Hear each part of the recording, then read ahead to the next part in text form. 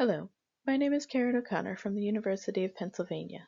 This poster presents the work of promoting reproducible research for characterizing non-medical use of medications through data annotation, a description of a Twitter corpus and guidelines. Non-medical use of prescription medication is a global epidemic. Researchers are looking for innovative resources of data that can be used to aid in the monitoring of non-medical use. Social media is attractive because the data generated can be accessed and processed in near real time, and people do publicly discuss their prescription drug use and misuse. Therefore, large-scale analysis of social media data may enable the discovery of emerging abuse-prone medications, novel methods of abuse, and other related information. However, the automated detection of prescription medication drug abuse or misuse requires high-quality, consistently annotated datasets in order to reliably train supervised machine learning systems for the task. These annotations must account for the distinct manner in which prescription drug abuse is discussed on social media, as well as the factors that distinguish mentions of potential drug abuse or misuse from mentions of non-abuse medical use or non-use mentions of the medication. The importance of the creation of thorough and detailed annotation guidelines in order to develop a high-quality corpus cannot be overstated. In addition to providing instruction to the annotator and support for their decision-making, methodically prepared guidelines have multiple advantages, which include enabling the annotation process to be more consistent, leaving fewer decisions to the subjective judgment of different annotators. Documenting the clinical or public health purpose of the study, which enables researchers from informatics or computer science domains to better understand the high-level objectives of the study. Reproducing data lost from the annotated datasets, and enabling extensions of the annotated corpora for future studies. For this study, we selected 20 medications to include. The selected drugs belong to 5 classes of prescription medications that have been identified as more commonly abused.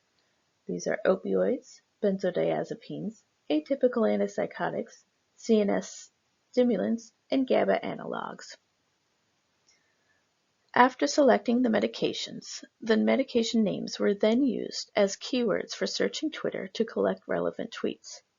All medication names were searched using their generic and brand names, as well as automatically generated spelling variants of those names. Initial guidelines were developed based on a preliminary study and expanded to capture all information available in discussions of prescription drug in Twitter. We proceeded an iterative cycle of annotation, where small sets of data were annotated by multiple annotators, after which agreement was measured and the guidelines reviewed and revised. These iterations continued until a consistent level of agreement was achieved. The guidelines were then finalized and the remaining corpus was annotated. To test the utility of the corpus and generate baseline performance metrics, we performed a set of supervised classification tasks with 4 classifiers. The annotated dataset was split into 2 at an 80-20 ratio, with the larger set used as training and the smaller used for evaluation. The final annotated corpus consisted of 16,443 tweets.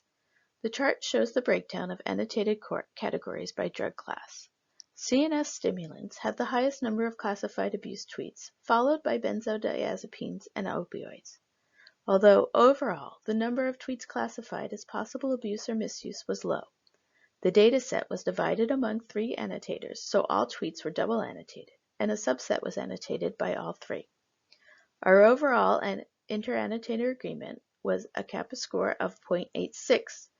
This score was improved from our initial agreement of a kappa score of 0.57.